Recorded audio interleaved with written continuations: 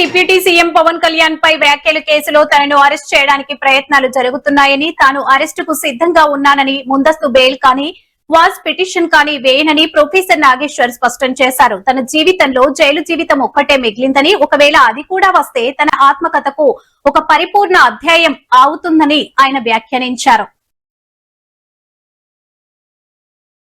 Major గా నేనంట YCP నాయకుడి గురించి అంటే ఆయనకి జైలుకి వెళ్ళిపోవాలి, అరెస్ట్ చేయాలంటే ఆయన అంటే క్లాస్ తీసుకున్నారు అంటున్నారు. మీరు చెప్పండి, నిజంగా ఒక క్రైమ్ చేస్తున్న వాడిని నేను చెప్పాలా?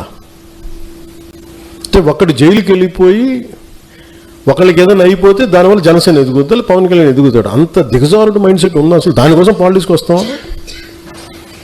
అసలు మీరు పాలిటిక్స్లో మీరు ఎంపీ ఇలాంటి వాళ్ళు ఎవరు పాలిటిక్స్లో లేనప్పుడు కదా నేను వచ్చి రోడ్డు మీదకి వచ్చి ఆ రోజున వైఎస్ రాజశేఖర రెడ్డి గారు ముఖ్యమంత్రిగా ఉన్నప్పుడు కదా నా తుపాకిని సరెండర్ చేసి కదా పాలిటిక్స్కి వచ్చింది. ఏం మాట్లాడతారు మీరు? ఎంత తెగింపు ఉంటే వస్తాం, ఎంత తెగించే గుణం ఉంటే వస్తాం పాలిటిక్స్కి. అలాంటి నేను కూర్చోబెట్టంటే వైసీపీ నాయకుడు అంటే ఆయన జైలుకి వెళ్ళాలని చెప్పానని ఈయన ఊహించుకొని చెప్తారు. అదో పెద్ద న్యూస్ అది. మరి మీరందరికీ కళ్ళుకి ఏం కనిపించట్లేదండి? మీ అందరికీ సమస్యలు కనిపించట్లా? ఎంతసేపు వైసీపీ నాయకుడు జైలును ఇవేనా? నేను వెళ్ళి ప్రధానమంత్రి గారితో అమిత్ షా గారితో మాట్లాడితే ఇవే కనిపిస్తాయా? ఇంకేం ఉండవు మాకు సమస్యలు? భవిష్యత్తు గురించి మాట్లాడమా? ఆంధ్రప్రదేశ్ అభివృద్ధి గురించి మాట్లాడమా? కూర్చోబెట్టి వీళ్ళని జైల్లో పెట్టండి, వాళ్ళని జైల్లో తీయండి, వీళ్ళ నడుముకి బెల్ట్ కట్టేయండి, వాళ్ళ గురుజులు ఇవే చెప్తాం చిన్నాలి. అయినా వాళ్ళకి చెప్పాలా? వ్యవస్థకి నేను చెప్పాలా? ఏసీబీ కోర్టులోనూ వాళ్ళకి క్రైమ్స్ లేవా? రిజిస్టర్ అవ్వలేదు, వాళ్ళు కోర్టులకు వెళ్ళవు, కోర్టులు పనిచేయట్లేదు, కోర్టులకు మేము చెప్పాలా? సుప్రీంకోర్టు జడ్జిలకు తెలియదా ఎవరు నేరం చేశారు, ఎవరు చేశారని తెలియదా? మేము చెప్పాలా? ఇది నన్ను ఇన్సల్ట్ చేయడం కాదు, అమిత్ షా గారిని ఇన్సల్ట్ చేయడం కాదు, వ్యవస్థని అవమానపరచడం. నేను ఎందుకు పట్టించుకోనంటే Newton's third law, for every action there is an equal opposite reaction. చర్యకి ప్రతిచర్య ఉంటుంది, కర్మ వదలదు ఎవరిని. నాపై రకరకాల బెదిరింపులు గత కొన్ని రోజులుగా వస్తున్నాయి. అవసరమైన అప్రాప్రియేట్ చర్యలు తీసుకోండి అని చెప్పారు. అదేనా ఇంతగానే ఉంటుంది ఆన్లైన్లో అని చెప్పాను. సోషల్ మీడియా కాకపోతే యాంటీ సోషల్ మీడియా అనుకో, ఆన్లైన్లో అని చెప్తున్నా కదా క్లియర్గా. ఆన్లైన్లో అది నేను చేసిన కామెంట్స్ ఆల్రెడీ విత్డ్రా చేసుకున్నాను. జనసేన పార్టీ దాన్ని ఆహ్వానించింది, తన క్యాడర్ కూడా విజ్ఞప్తి చేసింది ఇంకేమీ మాట్లాడకూడదు, ఇది ముగిసిన అధ్యాయం అని. ముగిసిన అధ్యాయం గురించి మళ్ళీ తిరగడం ఎందుకు? దానివల్ల ఏం పర్పస్ సర్వ్ అవుతుంది?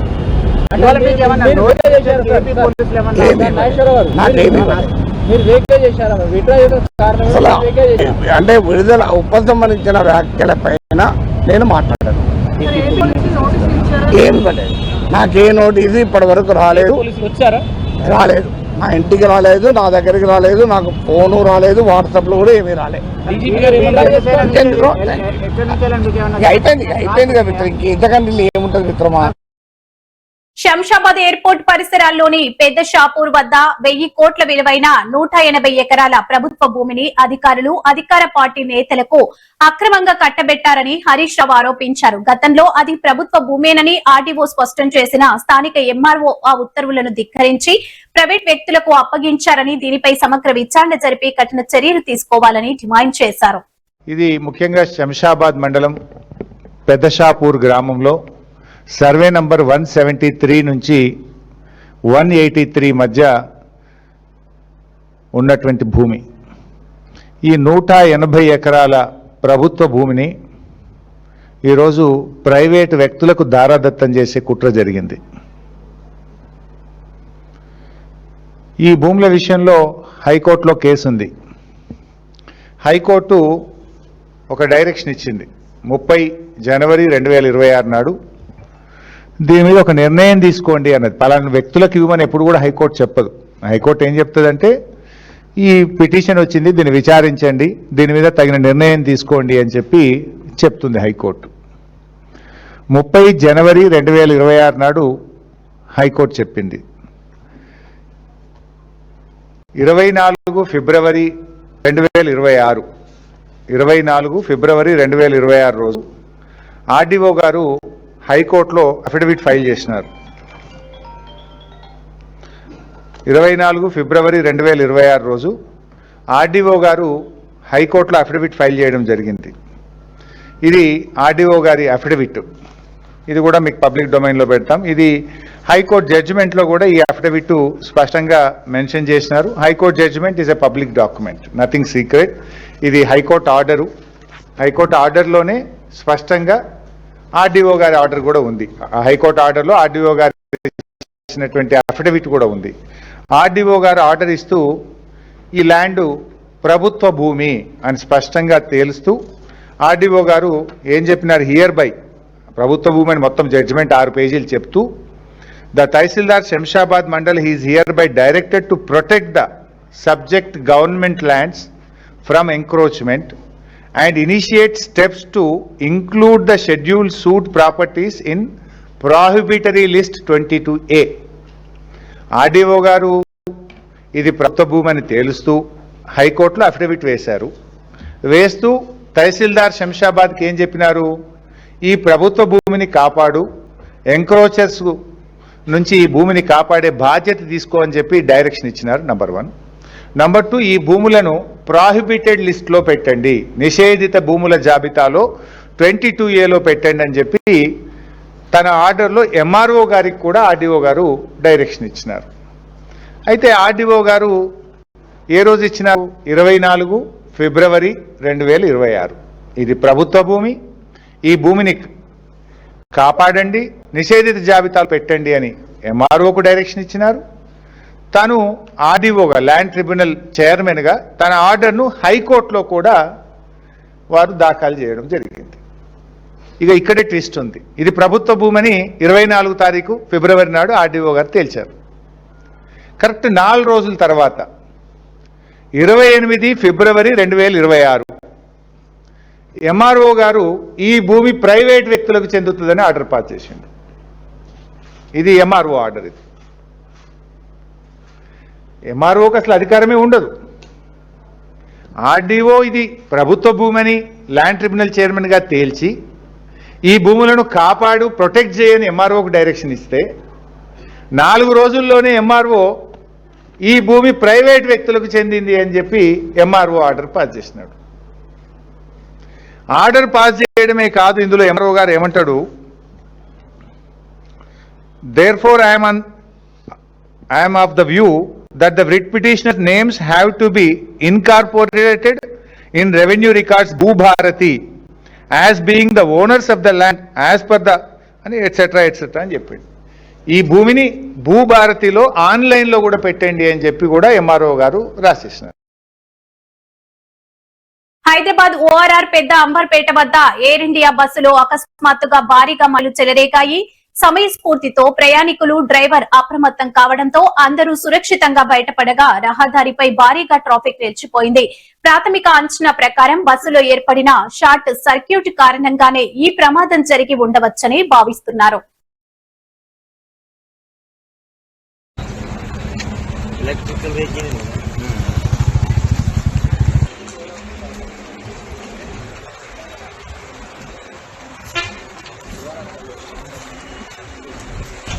ఫోన్ చేసిరా తొందరగా ఉంటే మనం ఎందుకు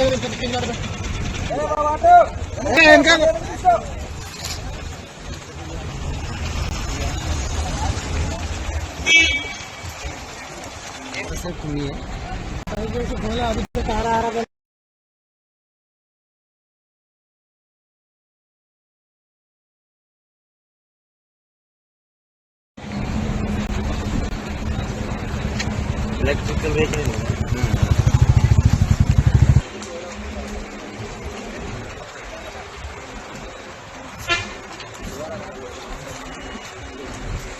You phone చేసిరా తొందరగా మీరు ఉంటే మనం ఎందుకు పోయామని చెప్తున్నారు.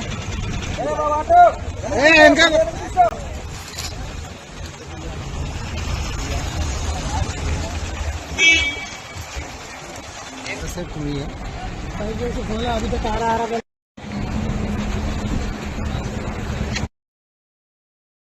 గత 9 ఏళ్లుగా తమ కుమార్తె కేసులో న్యాయం కోసం పోరాడుతున్న సుగాలి ప్రీతి తల్లిదండ్రులు వైసీపీ అధినేత జగన్ ను కలిసి ప్రస్తుతం కేసును పక్కన పెట్టేశారని మరియు తమకు రావాల్సిన పెన్షన్ ను నిలిపివేశారని ఆవేదన వ్యక్తం చేశారు. వారి బాధను విన్న జగన్ సిబిఐ విచారణ వేగవంతం అయ్యేలా చూస్తామని మరియు పార్టీ తరపున అన్ని విధాల లీగల్ సపోర్ట్ అందిస్తామని హామీ ఇచ్చారు. కాదు అని మీరు ఒప్పుకోండి. మరి మీరు అన్నారు జగన్మోహన్ రెడ్డి దగ్గరికి, మీరు అన్నగారి దగ్గరికి ఎలా వెళ్తారు, మేము ఎలా పంపిస్తాము అని మీరు గాదా వెంకటేశ్వరరావు గారితో నాకు మీరు వార్నింగ్ ఇప్పించారే, బయటికి ఎలా వస్తారో చూస్తామన్నారే. మరి ఈ రోజు వచ్చాను, మరి జగన్మోహన్ రెడ్డి గారిని కలిశాను. ఆ అన్నగారు చూపించిన ఆప్యాయత, ప్రేమ కానివ్వండి, అసలు ఆ కేసు గురించి ఇప్పటికీ కూడా మర్చిపోలేదు అన్నగారు. మన ఆ పీరియడ్ లో జరిగిన 2019 నుంచి మరి జగన్మోహన్ రెడ్డి గారు వచ్చిన పీరియడ్ లో జరిగిన ప్రతి ఒక్క చర్య కూడా ప్రతి ఒక్క రిపోర్టు కూడా అన్నగారికి చూపించడం జరిగింది. అన్నగారు ఇప్పుడు అదే చెప్పారు, మేము మీకు అండగా ఉంటాం, మా లీగల్ టీం మీకు అండగా ఉంటుంది. మీకు ఏదైతే కనుక రావాల్సిన ఎస్సీ ఎస్టీ యాక్ట్ ప్రకారం బెనిఫిట్స్ ఏదైతే ఆపేశారో దాన్ని కూడా మనం పోరాటం చేయమని చెప్పడం జరిగింది. మరి అదే విధంగా సిబిఐ కూడా ఎందుకు తీసుకోదు, ఈ సిడిఎఫ్డి ఏదైతే కనుక జగన్మోహన్ రెడ్డి గారి పీరియడ్ లో వచ్చిన ఈ ఇన్వెస్టిగేషన్ సిటీలో వచ్చిన ఈ సిడిఎఫ్డి రిపోర్ట్ ను ఎందుకు మీరు లోపల బయట పెట్టడం లేదు అని ఈ ప్రభుత్వాన్ని ప్రశ్నించడం జరుగుతా ఉంది. మరి జగన్మోహన్ రెడ్డి గారు మాట ఇచ్చారు, అమ్మ ఖచ్చితంగా మాట ఇస్తున్నాం, అందరిలాగా కాదు, ముఖ్యంగా పవన్ కళ్యాణ్ గారి లాగా మాట ఇచ్చి మర్చిపోయే ప్రసక్తే లేదు, మీకు ఖచ్చితంగా న్యాయం జరుగుతుందని మరి నాకు అన్నగారు భరోసా ఇవ్వడం జరిగింది.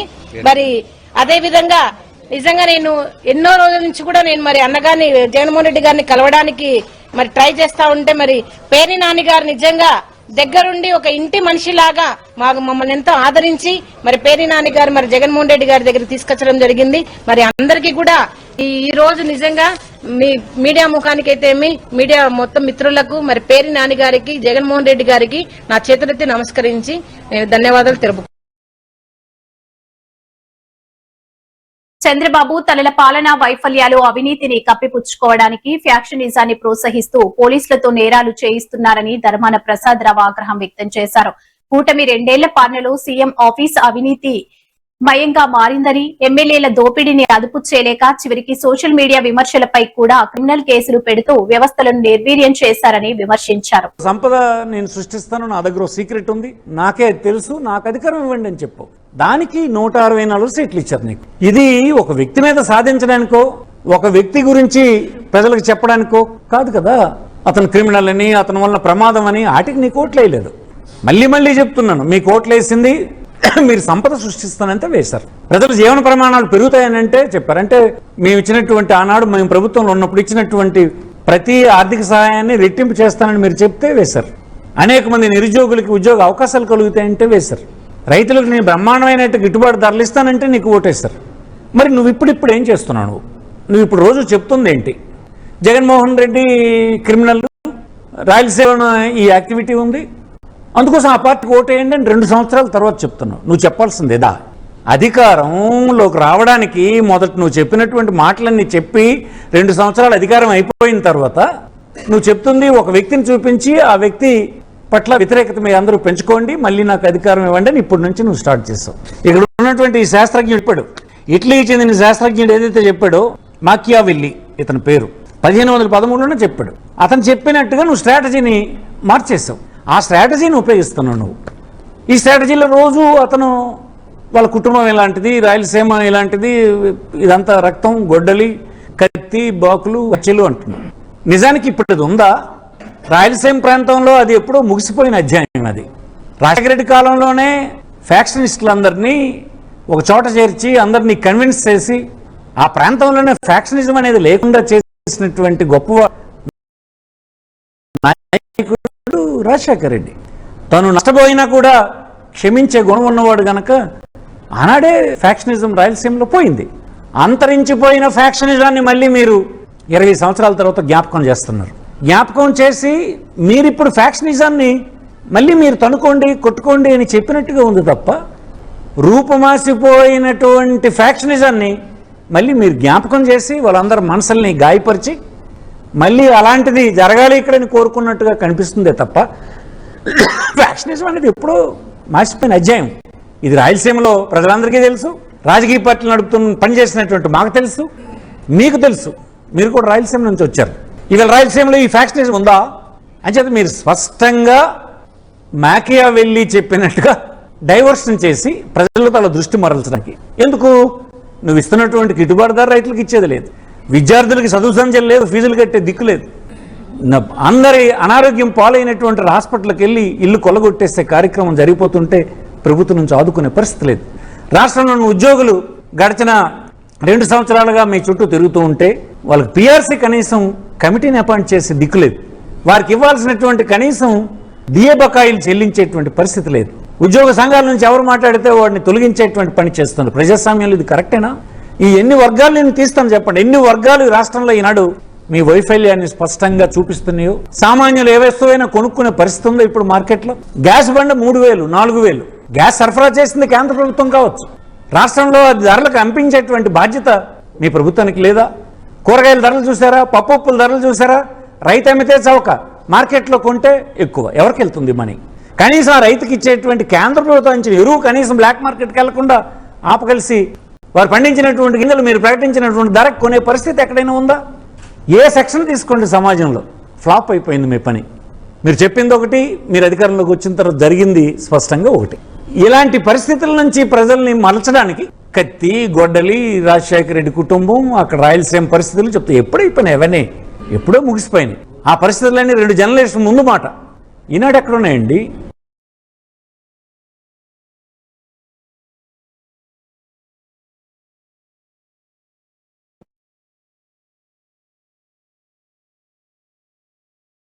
ఐదేళ్ల వైసీపీ పాలనలో ఒక్క టీచర్ పోస్టు కూడా భర్తీ చేయలేదని, తాము అధికారంలోకి వచ్చాక 16,000 పోస్టులతో మెగా డిఎస్సీని అత్యంత పారదర్శకంగా నిర్వహించామని మంత్రి నారా లోకేష్ తెలిపారు. మెగా డిఎస్సీని దగా డిఎస్సీ అని విమర్శిస్తూ ఉద్యోగాలు సాధించిన వారిని అవమానించినందుకు జగన్ వెంటనే లెంపలేసుకుని క్షమాపణలు చెప్పాలని ఆయన డిమాండ్ చేశారు. ఇంత దారుణమైన పాలన ఒకవైపు చంద్రబాబు చేస్తూ, మరోవైపున తన కొడుకు చేత, చంద్రబాబు నాయుడు కొడుకు ఈ మధ్యకాలంలో ఏమంటా ఉన్నాడు? Both are not the same అంట. బాలకృష్ణ డైలాగులు ఈయన కొడతా ఉన్నాడు, both are not the same అని. పబ్లిక్ మీటింగ్స్లో ఈయన డైలాగ్ కొడతా ఉన్నాడు. గవర్నెన్స్ మీద ఈ లోకేష్ అనే చంద్రబాబు నాయుడు గారు అనే కొడుకు, అవునయ్యా, both can never be same. Chandrababu Naidu గారు కొడుకు చెప్తా ఉన్నా, చంద్రబాబు నాయుడు చెప్తా ఉన్నా, both can never be same. వెన్నుపోటుతో పార్టీని పెట్టి పార్టీ గుర్తును దోచేయడం మీ హిస్టరీ. ఎదరొడ్డి నిలబడి ప్రజా మద్దతుతో గవర్నమెంట్ స్థాపించడం మా history. Both can never be same. ప్రజలకు ద్రోహం చేయడం, మేనిఫెస్టోను చెత్తబుట్టలో పడేయడం, ప్రజలను వాడుకోవడం, ఆ తర్వాత వదిలేయడం మీ క్యారెక్టర్. కానీ మేము 600 కూడా ఇచ్చిన ప్రతి మాట నిలబెట్టుకోవడం మా character. Both can never be same. పనులు చేసి చూపించడం మా స్టైలు, పబ్లిసిటీ క్రెడిట్ చోరీ చేయడం మీ style. Both can never be same. విద్య, వైద్యం, ఆరోగ్యం, వ్యవసాయం, ప్రజల చెంతకే పాలన, గృహ నిర్మాణం, మహిళా సాధికారత, మహిళా రక్షణ, దిశ లాంటి విప్లవాత్మక కార్యక్రమాలు మా చరిత్ర. వీటిని అన్నింటినీ నాశనం చేయడం మీ చరిత్ర. Both can never be same. 5 ఏళ్లలో పారదర్శకంగా బటన్ నొక్కడం, నేరుగా నా అక్క చెల్లెమ్మల కుటుంబాల ఖాతాల్లోకి నేరుగా 2,73,000 కోట్ల రూపాయలు పంపించడం మా చరిత్ర. మీరు 2 ఏళ్ల కాకతలకే మేం చేసిన అప్పు కన్నా ఎక్కువ 3,40,000 కోట్లు అప్పు చేసి మా ప్రభుత్వ హయాంలో ఉన్న అన్ని పథకాలను రద్దు చేసి మీరు చెప్పిన సూపర్ 6 సూపర్ 7ను మోసాలుగా పెట్టడం మీ చరిత్ర. Both can never be same అయ్యా, తెలుసుకో.